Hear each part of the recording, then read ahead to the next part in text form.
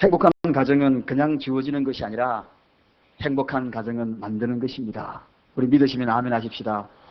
그동안에 우리가 행복한 가정으로 만들어간 정말 절규하고 싶습니다. 정말 목이 터져라 외치고 싶습니다.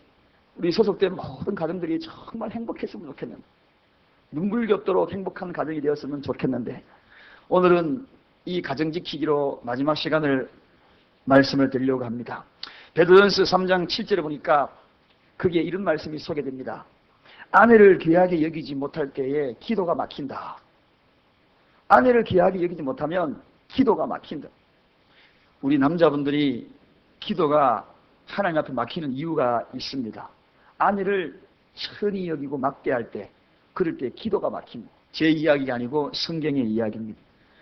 이 이야기는 아내뿐만 아니라 우리 인생 살아가면서 모든 사람, 그 관계성 속에서 사람을 귀하게 여기지 아니하면 그것은 기도가 막힌다. 소자 하나에게도 귀하게 여기지 아니하면 기도가 막힌다. 어린아이에게도 귀하지 아니하면 기도가 막힌다.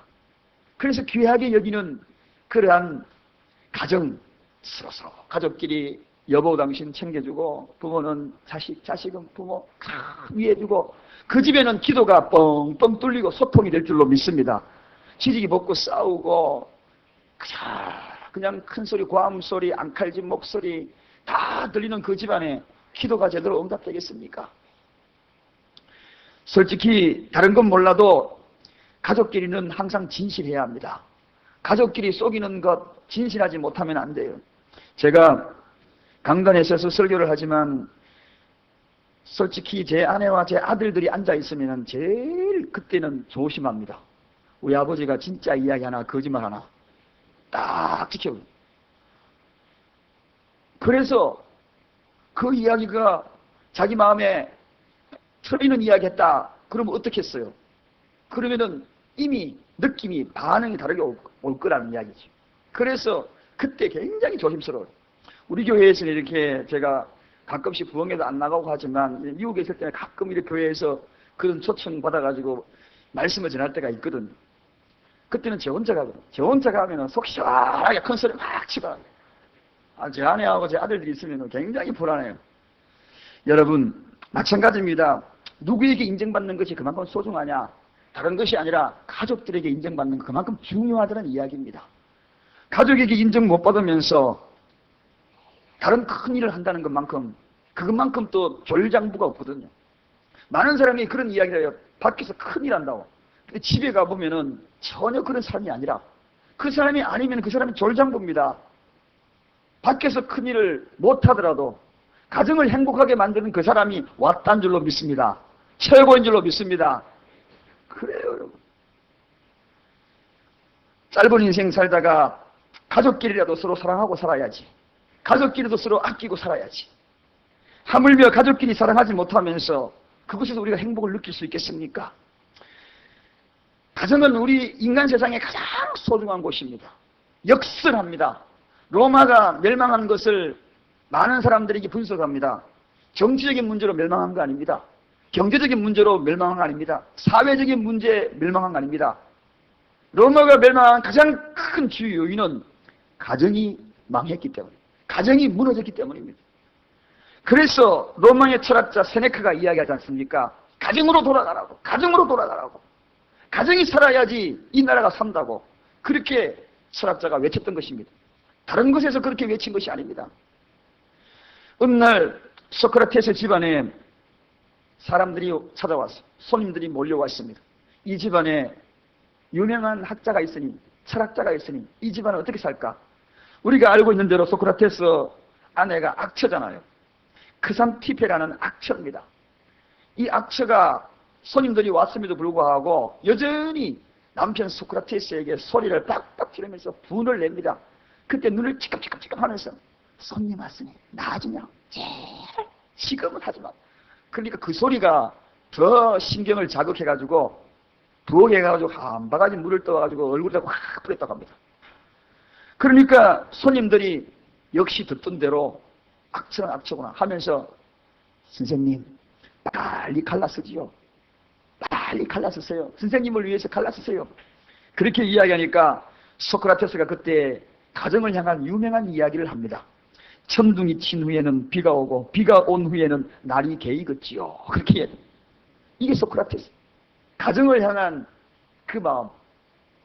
오늘날 우리 가정에 이런 마음의 여유가 없습니다. 솔직히 그렇지요. 누가 한마디 하고 아내가 한마디 하면은 물 한 바가지 퍼보면은 그때는 물이 아니라 성질 급한 사람은 부엌에 있는 칼 날라갑니다. 물이 아니라 텔레비전 리모컨 날아가요. 옛날에 제가 그랬거든요. 리모컨. 아이고, 지금도 제가 왜 그런지 몰라요. 아이고, 미쳤어. 이제는 깨달았어요. 성격이 워낙 급하다 보니까, 이거 리모컨 던졌다니까요, 진짜. 여러분, 우리가 이 가정에 대한 진정한 의미를 안다면 그런 마음의 여유가 생길 텐데, 가정을 하나님이 주신 그 은혜를 진짜 안다 그러면 진짜 그 가정을 소중하게 여기고, 이 소크라테스처럼 천둥이 친 후에는 에휴, 비가 오고 비가 온 후에는 날이 개이겠지, 이런 여유 있는 마음의 자세를 가질 텐데 우리가 그런 자세를 가지지 못한다는 거죠. 오늘 혹시 솔직히 질문합니다. 지난 주간에 한 번 싸웠던 분 손 드시 마시고, 제가 보니까 한 3분 정도 계시네. 여러분, 가정을 지키기 위해서 도대체 그럼 우리가 어떻게 해야 하는가? 오늘 저는 10가지를 요약해서 마지막 시간을 여러분에게 소개하고자 합니다. 첫째는 가정을 지키기 위하여 가정의 가장 중요한 목표는 행복이다. 우리 다 같이 한번 1번 읽습니다. 시작. 가정의 가장 중요한 목표는 행복입니다. 여러분, 가정이 왜 존재한다고 생각합니까? 그저 생육하고 번성하는 걸로만 가정이 존재한다, 그것만으로 하나님이 우리 가정을 창조하신 거 아니에요. 하나님이 아담과 하와를 창조하고 난 다음에 하신 이야기는 심히 보기를 너무 독취하는 것이 너무 외롭게 보이는데, 두 사람이 사는 것을 보니까 너무 행복하더라는 겁니다. 그래서 가정은 중요한 목표가 있는데 그것은 행복입니다. 가정의 목표는 행복이지 생육하는 것이 우선이어서는 아닙니다. 그러면 자녀 없는 집은 어떡하고요? 자녀가 없어도 행복하거든요. 그거 왜 그런가? 거기에 목표가 행복이기 때문입니다. 미국 어른 목사님, 그 목사님이 이야기대로 사람은 하나님의 목적 없이는 태어날 수 없다, 그렇게 이야기했습니다. 저는 여기에 말을 바꿔가지고 가정은 하나님의 목적 없이 태어날 수가 없다. 그 목적이 뭘까? 행복. 그래서 행복은 주어지는 것이 아니라 우리가 어떻게 하면 가정을 행복할까? 이번 주간 동안에 어떻게 행복하게 만들까? 제가 이 가정설교를 한 6차례 하면서 우리 집이 행복해 죽겠어요. 미치겠어요, 행복해가지고. 안 믿어주십니까? 교회에 출근했다가 집으로 돌아가는 발걸음이요, 날아갈 것 같아요. 문 열고 나 왔어 그러면 저 멀리서 왔어 하고 달려. 나 갈게 그러면 잘 갔다 와. 목적이 행복으로 바뀌었어요. 행복한 가정, 그것이 목적이에요. 부부 사이에 왜 만나겠어요? 행복하려고 결혼한 거 아니에요. 솔직히 그렇죠. 애 놓고 살려고 결혼합니까? 아닙니다. 저 남자 만나가지고 행복하고 저 여자 만나가지고 행복하고 그러기 위해서 하는 겁니다. 그래서 가정에 하나님이 허락하여 주신 목적은 행복이다. 그 행복을 가지기 위해서 아주 단순해집니다. 목적이 분명하면 단순해져요. 목표가 분명하면 단순해져요. 목표가 없는 사람은 복잡합니다. 뭐 할까? 애들한테 너 커서 뭐 될래? 그러면 목표가 분명한 사람은 선생님 될 겁니다. 단순해져요. 그런데 너 뭐 될게? 그러면 머리를 아주 모르겠는데 머리가 막 아파가지고 머리가 지긋지긋 아픈 사람처럼 온 세상에 근심 걱정 다 짊어지는 애처럼 막 그러잖아요. 가정의 목표는 행복이다 그러면 단순해지는 거죠. 행복을 위해서 달려가면 되니까. 그래서 삶의 의미가 그 속에 부여가 됩니다. 초점을 맞추게 됩니다. 인생을 허비하지 않습니다. 또 삶의 동기가 유발되어요. 어떻게 살아야 되겠다. 삶의 동기가 뭡니까? 행복을 위해서 살잖아요. 그 동기를 위해서 자꾸 조절해 나가는 겁니다. 그러니 가정이 행복하지요. 그래서 가정의 목표는, 최고의 목표는 돈이 아니에요. 돈 많아가지고 많이 벌어가지고 그 가정에 파탄 나는 집안도 많아요. 정말 그때가 오히려 행복했어, 이렇게 이야기하는 사람이 있습니다. 가난해도 그때가 행복했어. 쪽방에 살 때 그때가 차라리 나. 그런 이야기를 왜 합니까? 그는 가정이 행복이라는 근본적인 목표를 상실해 버렸기 때문에 그 행복이 무엇인가 아니까 가정이 행복이 목표구나. 우리 모두 가정의 행복을 위하여 나아가십시다. 할렐루야. 두 번째는 가정은 가족이 쉴 수 있는 최고의 장소로 만들어야 합니다. 그래야지 가정이 행복하고 가정을 지킬 수 있어요. 여러분의 가정은 집으로 돌아오면 기숙사처럼 느낍니까? 하숙생처럼 느낍니까? 적어도 우리는 이 가정, 좁은 공간, 넓은 공간이 중요한 것이 아니라 집에 들어오면 너무너무 안식처가 돼요. 편안해야 돼. 집에 들어오는 순간에 아이고 왜 이리 편안해? 정말 편안해. 휴식의 공간 그 가운데에서 최고의 휴식의 공간이 되어요.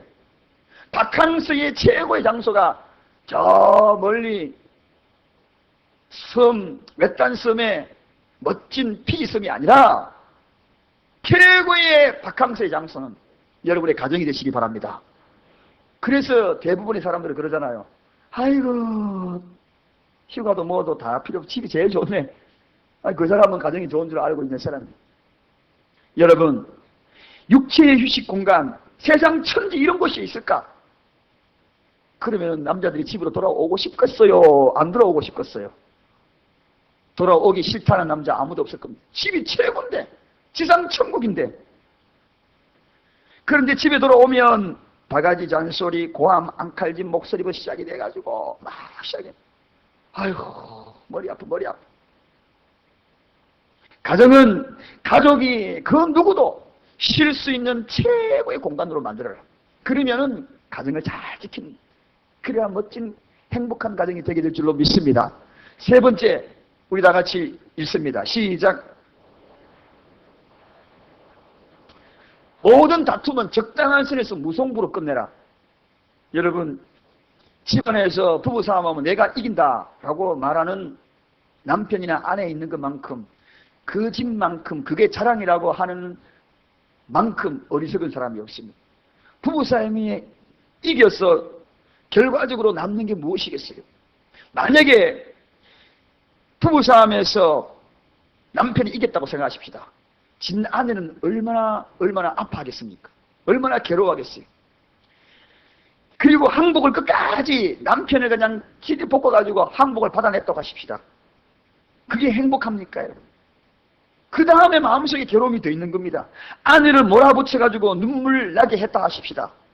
그 눈물 보면서 행복합니까? 그게 아니죠. 만약에 이겨가지고 올림픽에 금메달 준다고 그러면 저는 끝까지 한번 이겨보겠네. 오늘 집에 가가지고 두들겨 패스라도 이겨보겠어요. 그런데 금메달은 그냥 아픔만 남고 상처만 남은 차라리 무승부. 부부싸움은 무승부. 다 같이 한번 따라하십시다.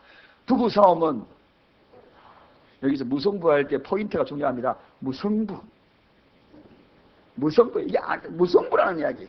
이게 아니에요. 무승부예요. 어느 날 어떤 부부가 싸웠어요. 이제는 주먹으로 팰 것 같은 그 지경까지 간 겁니다. 그때에 남편이 도저히 못 참아가지고 아내 보고 이야기합니다. 당장 꼴 보기 싫으니까 나가라고. 네 것 다 사가지고 나가라고. 그렇게 이야기하니까 아내가 내가 그 말 듣고 나가지 못할 것 같아. 그래가지고 장에 있는 가장 큰 가방, 제일 큰 가방 들고 오는 거예요. 여기서 싸가지고 나갈 거야. 그러는 거예요. 그래서 남편이 깜짝 놀란 거죠. 제일 큰 가방 들고 왔으니까. 야, 뭐 들고 가려고 그러나 싶어 딱 지켜보니. 이다가 살림 거들나겠네 싶어 딱 지켜보니. 그러니까 이 아내가 이야기하면 나는 다른 거 필요 없어. 한 가지만 들고 갈 거야. 그런 거예요. 그래, 갖고 와라. 그러니까 가방을 탁 열지만은 빨리 들어가. 그러더래. 당신 들고 갈 거야. 그랬더니. 그래가지고 두 사람이 얼굴 쳐다보면서 서로 얼굴 부비면서 다시 껴안고 행복하게 잘 살았다고 합니다. 앞으로 싸움 나거들랑 그렇게 하십시오. 나가라 그럴 때. 여행용 가방 없으시면은 저희 집에 하도 제가 여행을 많이 다녀가지고 큰 여행 가방 드리는 거 아닙니다. 잠시 빌려드릴게요. 여행 가방 그거요. 지퍼 다 풀면은 사람 충분히 들어가요. 나가! 그러면 그거 들고 갔다가 그래! 뭐 들고 갈래? 당신 들고 갈 거야. 당신 들어가라. 여러분, 싸워서 이긴다면 금메달 준다면 싸우지. 싸워서 이길 것 아무것도 없어. 그래서 우리는 앞으로 서로 인정해주고 있는 모습 그대로 인정해주고 무속무로 끝내십시다. 그래야 그 가정이 지켜지는 거예요. 어떤 집안에는 자기 혼자 힘이 안 되니까요. 애들을 끌어들여요. 애들 끌어들여가지고 자기 편을 만들어가지고 결국 이기게 만들고 가장이 자식들 앞에 굴복하게 만들고 자식들이 아버지가 지는 모습을 다 지켜보고 어머니가 자식들을 보는 앞에서 아버지 앞에 지는 모습을 지켜보고 그게 가정인가요? 그게 아니잖아요. 우리 그러지 마십시다. 우리 다 무승부로 그렇게 결론을 내리고 적당한 선에서 무승부로 끝내는 저와 여러분이 되십시다. 자, 네 번째 다 같이 읽습니다. 시작. 가정은 적당히 눈 감아주고 넘어갈 줄 알아야 돼. 적당히 눈 감아주고 넘어갈 줄 알아야 돼. 어떤 집엔 성격이 좀 다르잖아요. 한 사람은 되게 깔끔해. 한 사람은 그렇지 못해. 이거 가지고 혹시 싸우는 집안 없습니까? 너무 깔끔하니까 왜 정리 안 됐냐고. 네 잔소리야. 자기는 했다고 하는데 가간 잡았다고. 내가 과거에 군대에 있을 때에 훈련소에 조교야 조교. 그러면서 이야기는 아내에게 자기 과거에 조교했으면 조교했지.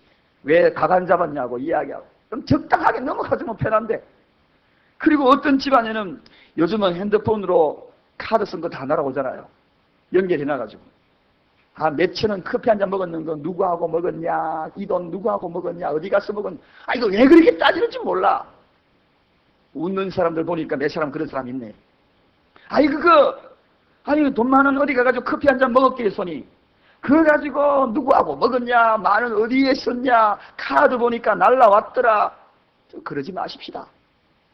그렇게 되면, 얼마나 힘들겠어요. 늘 감시받는 모습이잖아요. 요즘은 CCTV로 감시받고, 핸드폰으로 감시받고, 모두가 다 감시의 대상이 되어버렸습니다. 적당한 선에서 넘어갈 줄 알아야 그게 행복한 겁니다. 그게 가정을 지키는 거예요. 때로는 알면서도 넘어가주는 것, 둥글게 넘어가주는 것, 이게 가정을 지키는 거죠. 그 다음에 5번 다 같이 있습니다. 시작. 칭찬과 격려를 아끼지 말아야 합니다. 여러분, 우리 가정을 행복하게 하기 위해서는, 잘 지키기 위해서는 그동안에 부모와 자녀 간에 자식 다 했지만 이 지키가는 건 서로 중요한 거예요. 칭찬과 격려를 아끼지 말아요. 칭찬과 격려는 굉장히 중요합니다. 어떤 사람은 칭찬하면서도 살살 약 올리면서 칭찬하는 사람이 있어요. 칭찬 듣고 기분 나쁜 사람이 있어요. 그런 경우 종종 있거든요.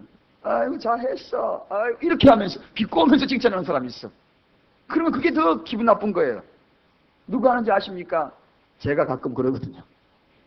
이제부터는 안 그러려고 그래요. 제 아내에게 가끔 가다가 아이고 맛있네 그러면서 이렇거든요. 칭찬하면서 그러면은 듣는 칭찬도 굉장히 기분 나쁜 겁니다. 어떤 집에는 칭찬한 그냥 남편을 쥐잡듯이 잡는 사람이 있어요. 아내가 남편을 쥐잡듯이 잡아. 그럼 어떤 결과를 초래한지 아십니까? 남편이 쥐잡듯이 계속 쥐로 몰면 밖에 나가서 쥐덫에 걸립니다. 네? 그러니까 그러면 안 돼요. 또 아내를 또 그렇게 만드는 사람이 있습니다. 누구든지 간에 우리가 다 누구에게 대우받기를 원하고 칭찬 듣기를 원해요. 특히나 배우자한테 칭찬 들으면 그렇게 기분이 좋을 수 없어요. 저도 여러분들이 아무리 오늘 말씀 은혜 받았다 하더라도 제 아내가 한마디 해주는 것은 거의 몇 배 더 기분이 좋아요. 당신 오늘 말씀 속에 정말 은혜 좋았어. 딱 이 한마디 해주면 그래 그러면서 그날 밤에 외식입니다. 외식. 다음 아침에 설거지 내가 할게. 근데 이때까지 별로 안 해주더라고요. 그 말 한마디 해주면 내일 아침에 그저 설거지고 뭐고 그냥 제가 다 할 텐데. 여러분, 이렇게 칭찬에 인간의 욕구가 있어요. 격려받는 인간의 욕구가 있어요. 이 욕구가 충전이 되면 그때부터 어떤 일도 기분 좋게 하는 겁니다. 집안일도 기분 좋게 해요. 행복하게 하는 것입니다. 이게 바로 우리가 해야 될 가정을 지키기 위하여서 칭찬과 격려를 아끼지 말자. 그 다음에 우리 6번째 다 했습니다. 시작. 듣기 좋은 말로 바꾸어 써야. 똑같은 고쳐야 될 것을 직설적으로 표현하지 말고 바꾸었어. 그렇게 이해합니다. 오늘 제가 세 가족이 한 분이 오셔가지고 대화를 했는데 한마디에 상처를 받으셔서 20년 동안 신앙생활을 접어버렸다가 이제 오늘 처음으로 오셨던 거예요. 그 한마디가 좀 좋게 부드럽게 해주시면 좋았을 것을 그거를 직설적으로 말을 해버린 겁니다. 직설적으로 한마디가 탁 꽂히니까 나 이제 교회 안 다닐래 하고 무너져 버렸던 그 시간이 20년간 종교 바꿀 거야 해가 20년간 절에 다녔대요. 집사님이었는데 아유, 그 말 한마디가 제가 들어봐도 부드럽게 간접적으로 이야기하면 될 걸 이게 무서운 거예요. 비수처럼 다가가는 겁니다. 똑같은 말이라도 듣기 좋은 말로 바꾸고 이야기하면 상처가 안 될 텐데 부부 사이에도 마찬가지예요. 틀림없이 이 가운데에 남편이 한마디 한 말, 아내가 한마디 한 말 묻어두고 이 가슴에 담아둔 거 그것이 가끔가다 아픈 사람이 있을 겁니다. 그 한마디 때문에 직설적으로 한마디 해가지고 그게 한마디 때문에 그게 아픔. 여러분 목사님이 그랬대요. 그래서 제가 조심해야 되겠구나. 부드럽게 같은 값이면 듣기 좋은 말로 해야겠다. 듣기 좋은 말로. 여러분 말에 대한 격언이 많아요. 부주의한 말 한마디가 싸움의 불씨가 되고 잔인한 말 한마디가 삶을 파괴하고 쓰디싼 말 한마디가 정오의 씨가 되고 무례한 말 한마디가 사랑의 불을 끄고 은혜스러운 말 한마디가 길을 평탄케 하고 즐거운 말 한마디가 하루를 빛나게 하고 때에 맞는 말 한마디가 긴장을 풀어주고 사랑의 말 한마디가 축복을 심어주고 여러분 이 말이 이거 얼마나 중요한지 축복을 심어주는 이 한마디가 오늘 가정에서 있어야 됩니다. 그 한마디가 이 가슴에 상처가 돼요. 밥을 먹어도 먹지 않아도 딱 은책이 딱 걸려있어요. 오늘 그러한 가정 없기를 주님의 이름으로 축원드립니다. 듣기 좋은 말로 바꾸어서 하는 저와 여러분이 되십시다. 부드럽게 유하게 한마디 하면 웃으면서 그 일을 다 들을 수 있을 것을 어떻게 그렇게 송곳처럼 팍팍 찔러서 이야기 밤송이처럼 얼굴에다가 톡톡 던지고서 이야기를 하고 고슴도치처럼 팍팍 찔러대는지 그러면 안 돼.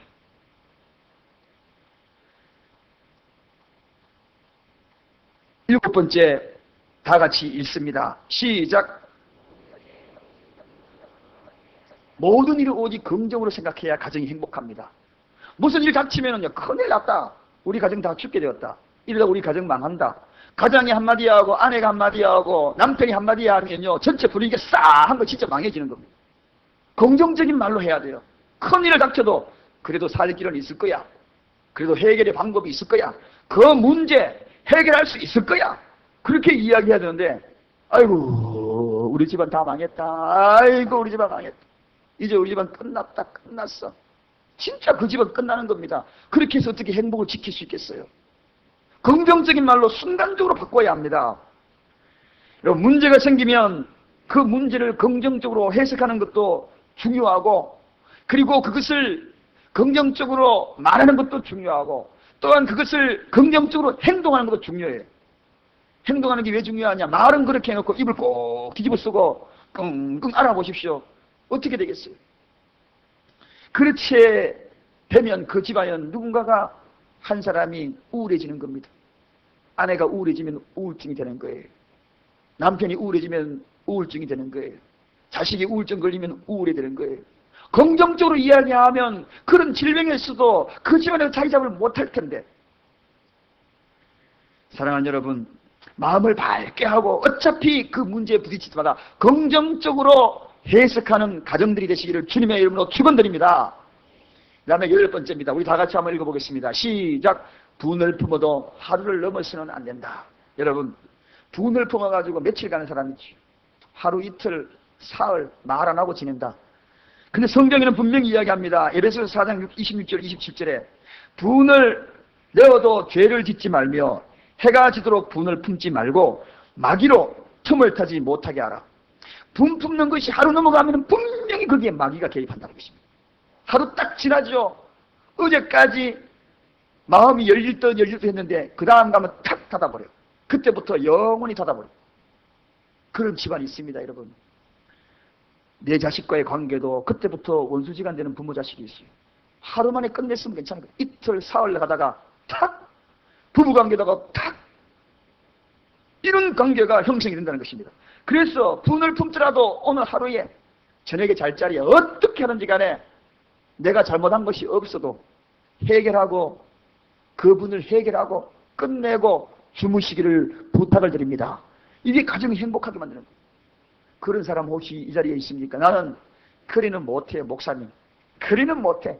나는 아무리 해도 사흘은 가야 돼. 사흘 가십시오. 마귀가 그때부터 간섭할 겁니다. 마귀에 이끌려 다닐 겁니다. 마귀.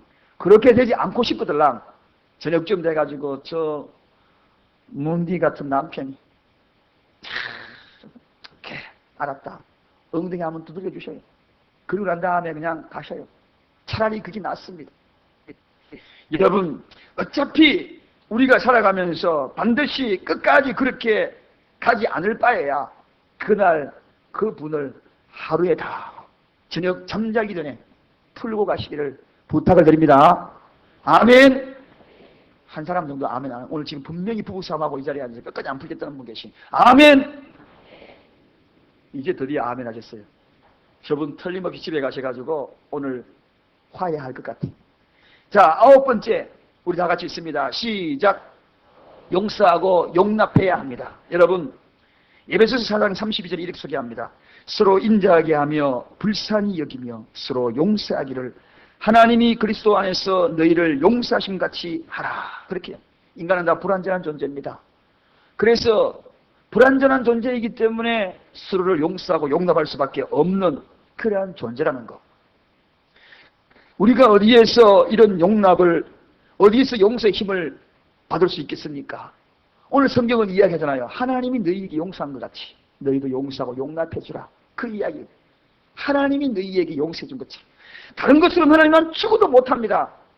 하나님은 어떻게 해도 나는 못합니다. 그런데 하나님이 너에게 한 것처럼, 내가 너에게 한 것처럼 하면 네가 용서할 수 있겠니? 하고 이 질문을 던지면, 예, 주님, 난 정말 인간적으로 생각하면 못해도 하나님이 나를 용서해 주신 그처럼 하면 내가 한번 용서해 볼게요. 이 마음이 들어간다는 것입니다. 이게 바로 용서하고 용납할 때 그 가정이 지켜집니다. 자, 그 다음에 10번째 다 같이 있습니다. 시작. 어떤 경우라도 가족이라는 사실을 잊어서는 안 됩니다. 여러분, 어떤 경우라도 가족이라는 사실을 잊어서는 안 된다. 우리가 누구 하면 여러분은 가족이다. 그렇게 이야기해 보십시오. 우리가 누구? 옆 사람에게 이야기해 줍시다. 우리가 누구? 가족입니다. 가족이에요. 우리가 누구? 어떤 사실에도 우리가 가족이라는 사실을 잊어서는 안 됩니다. 한 가족이라는 사실을 잊어서는 안 돼요. 피는 물보다 진하다는 것입니다. 한 가족이라는 사실을. 오늘 본문에 그러잖아요. 이러한 적 둘이 아니요. 한 몸이니. 한 몸이 한 몸. 우리가 누구? 어떤 문제 없이 우리가 누구? 가족이잖아. 여러분, 알고 보면 가족이잖아. 이 한마디에 모든 것이 해결되는 겁니다.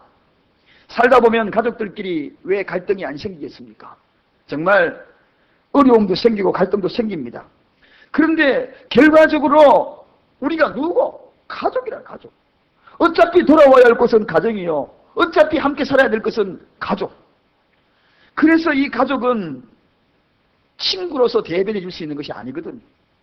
친구하고 평생 사는 것도 아니잖아요. 어차피 우리가 받아줘야 돼. 그 실수 어차피 받아줘야 돼. 못나도 내가 함께 해줘야 돼. 실패해도 함께 붙들어줘야 돼. 왜냐하면 최종적으로 마지막까지 한 울타리 살아야 될 내 가족이니까. 우리가 누구? 우리 가족이니까. 가족이라는 사실을 잊지 말아야 합니다. 가족이라는 사실을 잊어버리기 때문에 싸우고 삿대질하고, 어떤 집안에는 꼭 싸우면은, 저는 주일날 설교를 끝나고 이렇게 4번 주일날 설교하잖아요. 그리고 뭐 성경 공부 한 번씩 새가족, 이제 머지않아 새가족 교육도 있고, 또 1:1 제자 양육 중보기도 이제 가을 제자가 곧 시작합니다만은, 그러고 나면은 월요일 되면 목이 좀 쉬어요. 그래서 잘 회복하다가 또 싹 이게 반복하는데, 어떤 집에는 설교도 안 했는데 집에 소리도 지를 일도 없을 텐데 전화해보면 목이 다 쉰 집안이 있어. 틀림없이 감기 안 걸렸으면 부부싸움 한다고 소리 질러 그랬을 거예요. 저하고 앞으로 통화할 때 계란 하나씩 드시고 통화하십시다.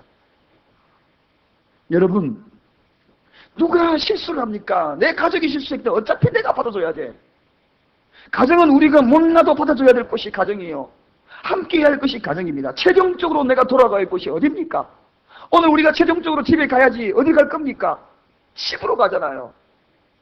한 지붕 밑으로 가야 될 사람들이 가족 아닙니까? 헨리 포드 자동차 아버지, 포드 자동차 회사를 만든 사람입니다. 이 사람이 거부가 되었는데 고향에 거기에 돌아가가지고 아직도 그 고향의 작은 주택에서 살았다고 합니다. 백만장자 엄청난 부를 누린 이 헨리 포드가 큰 집을 사지 아니하고 아직도 그 작은 집에 살고 있는 그 모습을 지켜보면서 사람들이 그에게 물었다고 합니다. 아니, 백만장자가 집이 너무 초라하지 않아? 그렇게 이야기하는 그 사람들에게 이렇게 대답했다고 합니다. 건물이 무슨 문제인가? 그 속에 사랑이 없으면 위대한 가정이고, 사랑이 있으면 위대한 가정이고, 사랑이 없으면 석조 건물에 불과한 것 아니겠는가?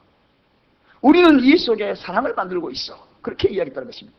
큰 저택보다도 어마어마한 백만장자라도 이 속에 사랑이 있으면 작은 집도 행복하다는 것입니다. 여러분, 행복한 가정은 물질로 주어진 것이 아닙니다. 많은 사람이 그런 이야기를 해요. 돈만 있으면 우리 가정이 행복한데 천만에 만만의 말씀. 얼마 전에도 제가 그런 기사를 읽었습니다만, 로또 당첨된 사람이 당첨되자마자 자기 지분으로 그 돈을 샀기 때문에 내 거다, 우리 이혼하자, 딱 그렇게 나섰다는 겁니다. 돈 당첨되면 행복하게 살아야지. 평상시에 어떻게 했을 것 같아요? 돈만 있으면 행복하다, 우리 가정 행복하다. 그 돈 있으니까 갈라서는 겁니다. 그래서 행복한 가정은 물질로 되는 게 아닙니다. 그 어떤 것 되는 것이 아닙니다. 가족이 오늘 10가지 이런 것처럼 자꾸 만들어가야 돼. 요소처럼 만들어가야 돼. 그 만들어가는 가족이 진짜 행복한 가족이 되는 것입니다. 여러분, 어떤 경우라도 가족이라는 사실을 잊지 마시기 바랍니다. 어떤 경우라도 저 자식이 내 자식, 저 남편이 내 남편이고 내 아내, 우리 가족이라는 거 이거 잊지 마십시오. 그러면 앞에서 이야기했던 9가지가 그 속에 하나씩 하나씩 정립이 되고 이해가 될 것입니다. 다 같이 한번 따라 하십시다. 행복한 가정은 주어지는 것이 아니라 만들어지는 것이다. 다시 한번.